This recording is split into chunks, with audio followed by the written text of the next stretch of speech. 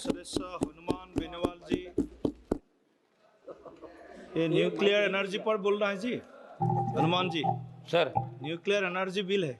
हाँ उसी पे बोल रहा हूँ सर। आप देखिए, मैं बहुत ढंग से बात करता हूँ मेरी सर। सभापति जी बहुत विद्वान आदमी हैं, आप समझ रहे हैं कि नहीं बोलेंगे न्यूक्लियर पे? सभापति महोदय, सपोर्ट करने हैं। सभापति महोदय, सबसे पहले तो आपने मुझे भारत के रूपांतरण के लिए नाभिकीय ऊर्जा का संधारणीय दोहन और अभिवर्धन विधेयक 2025 चर्चा में भाग लेने का अवसर दिया, इसके लिए धन्यवाद।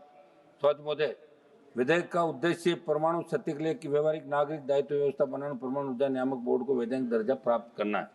मैं आपके माध्यम से कहना चाहता हूं कि परमाणु ऊर्जा क्षेत्र में क्रम रूप से आप निजी क्षेत्र को प्रवेश दे रहे हैं। सभापति महोदय, सरकार ने जो विधेयक लोकसभा में पेश किया है, उसकी जनता, देश की जनता को गहरी शंका और सख्त आपत्ति है, क्योंकि सरकार की मंशा के दूसरे पहलू को देखेंगे तो ये सामने आएगा कि विधेयक केवल एक तकनीकी संशोधन नहीं, बल्कि ये हमारे संवैधानिक सिद्धांतों, जनता की सुरक्षा तो सरकारी जवाबदेही के सिद्धांतों में जड़ से बदलाव का प्रयास।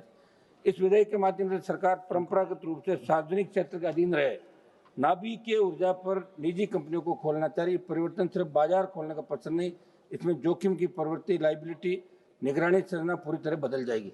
सभापति महोदय, हमें मानते हैं कि निजीकरण की प्रक्रिया पारदर्शी, सख्त और जनता हित की शर्तों पर न हो तो भारी कीमत चुकानी पड़ सकती है। सभापति महोदय, ये विधेयक पुराने एक्ट को बदलकर नई व्यवस्था लाता है, जिसका अर्थ है कि दशकों में बने सुरक्षा मानदंड और पीड़ितों के अधिकारों के संरक्षण के लिए नियम होंगे। इसलिए मंत्री जी, आप जो जवाब देते जरूर बताएं कि नागरिकों की सुरक्षा और दुर्घटना की स्थिति में मुआवजे का अधिकार कैसे सुनिश्चित रहेगा।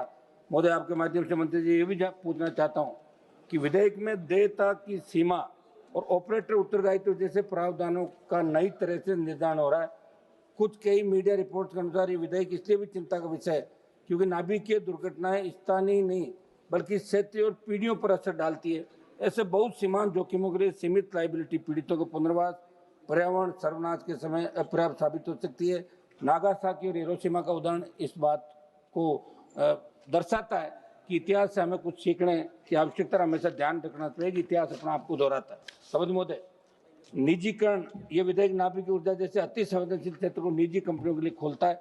मंत्री जी से पूछना चाहता हूँ कि क्या सरकार ये गारंटी दे सकती है कि मुनाफे की दौड़ में सुरक्षा से समझौता नहीं होगा, क्योंकि इतिहास बताता है कि जब भी उच्च जोखिम वाले क्षेत्रों में निजीकरण हुआ नुकसान आम जनता ने ही उठाया।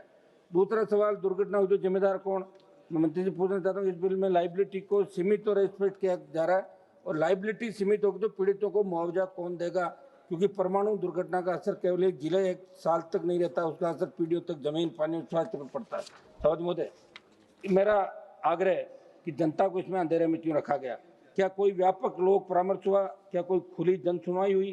क्या सरकार का ऐसा रवैया नीतिगत व जबरदस्ती नहीं? महोदय मंत्री जी, जब आप ये बताएं कि रेडियो धर्मी कचरे का स्थायी और सुरक्षित निपटान कहाँ और कैसे होगा, क्योंकि अगर आज इसका उत्तर नहीं है तो भविष्य की पीढ़ियों के लिए जरूर ये जेल छोड़ के जा रहे हैं।